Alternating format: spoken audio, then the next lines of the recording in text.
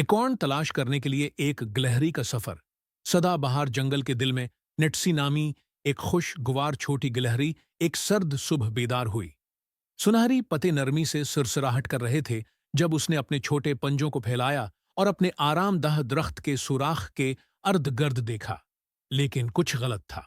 उसका पसंदीदा गोल्डन उकरण, जिसे उसने सर्दियों के लिए बचाया था, गायब था। और नेट्सी ने हान पाई, ये मेरा खास सकरन था। बर्फ